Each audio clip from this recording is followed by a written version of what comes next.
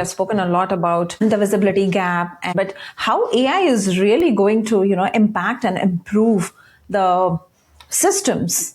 Would be happy to discuss. Aisha, would like to know from your viewpoints that what do you think how AI is really impacting? What are some of the crazy developments you are doing, if you're allowed to speak, and how they are really going to, impact the enterprises, those who will be using Zscaler? I would say so. Some of the interesting things that we are doing with AI, of course, is beat AI with AI. So what can we do to, protect our customers, enterprises, with agentic AI, and, how fast can we, deliver features to them?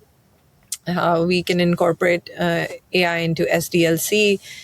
We are doing things at a record speed now, like things that we did in 6 months before, we can do in a month and a week, 5 weeks or 6 weeks. Things that we did in a month, we're doing in a week. So we are accelerating a lot. We're also investing a lot in validating that whatever we are doing using AI is actually going to be something that we can support with full observability and, stay on top of helping our customers. So these things are kind of baked as first principles as we are adopting AI. I think in a couple of years, landscape's going to change. Nature of the job is going to change. Yeah, I think that's all. All right. Thank you, Aisha. Eric, what are you seeing some of the innovations happening with AI in this cybersecurity side? I mean, on the cybersecurity side right now, I think, you're starting to just see, you're starting to see a lot of movement. If I look at like security, security co-pilot, things like that are in the market. I think that the first thing I'll say, there's a lot of security dashboards kind of being created through AI. So that's the first thing, is the visibility side of this. I think the risk there, we'll table the single pane of glass thing, whether we think it's there or not. But the reality of it is, a lot of AI, it's learning as it's going, and I think it doesn't have the domain knowledge. It doesn't have a lot of the tribal knowledge that teams have, especially in healthcare and financials and things like that.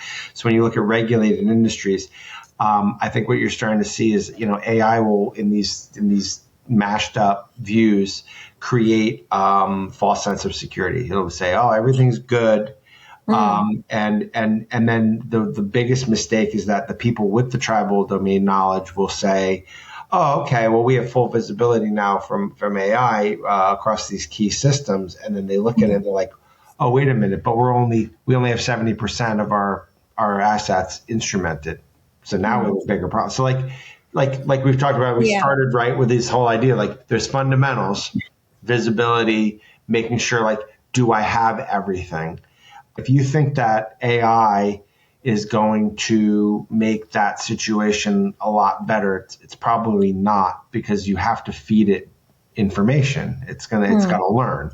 So to train those models, if you're training them with bad data, or to me, that's why I say real-time data. It has to have real-time data, because what you're doing to it is you're starting to give it the ability to have like adaptive controls within it.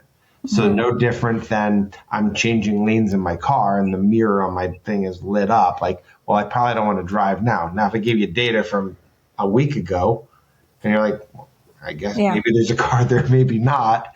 You might take the risk. The other thing too, I think we start to use AI to score things, like confidence scoring. I think we have to pressure test that a lot.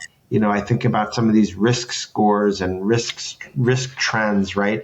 Producing confidence. Like I'll say, so we think about that asset inventory. Not all assets are the same. Some are higher risk than others. So when you start looking at them and saying, like, is everything instrumented? Like, you're not going to instrument them all the same. You're not going to look at, I'm not going to view certain things, especially when I think about healthcare, because you're really looking at a business continuity problem, right? So the risk involved with this could lead to certain, business, shutdowns, continuity. how you deploy the assets around your patient and patient care. It's not about, the systems shutting off. So I think there's a lot there. Absolutely. So you mentioned data is a core. Without good data, again, whatever you are building, even AI will not solve your problem, which is very valid, and it's across all the industry, be it healthcare, finance, high tech, or any other.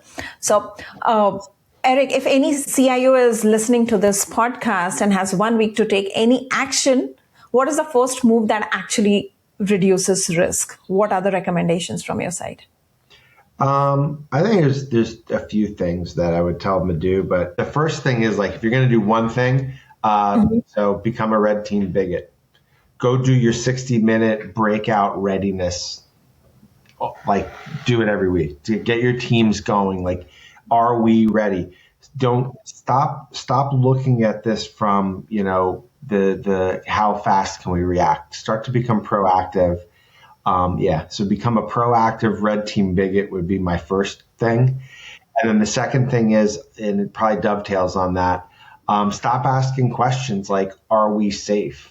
Like, that's a terrible question to ask in this day and age. So I say, start asking the outside in questions, see where you stand against that. And then from there, take that outside in approach. Get to the point where you walk around the floor. Hey, what do we look like to an attacker right now?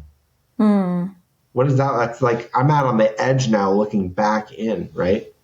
And it's like, wow, this is what, if you can answer that, and you can answer that in real time, you're probably crushing it in your job. So those would be my two pieces. Awesome. Thank you so much, Eric, for the two awesome piece of advice.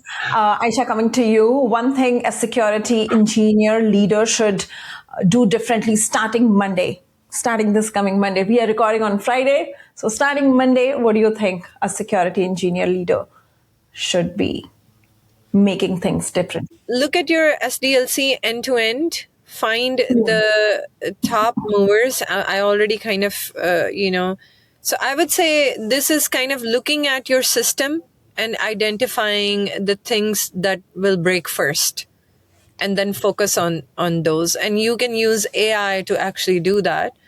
Identify at least the common scenarios where you will fail, and then, start focusing on those.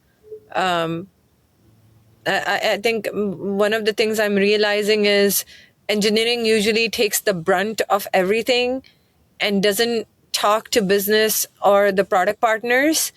But it's that time where you have to evangelize why these things that you focused on, like RAS, tech debt, and these things are also important for the business. So that partnership needs to happen, and we all need to kind of work together to prioritize these items that we identify as like key things that may fail in that scenario.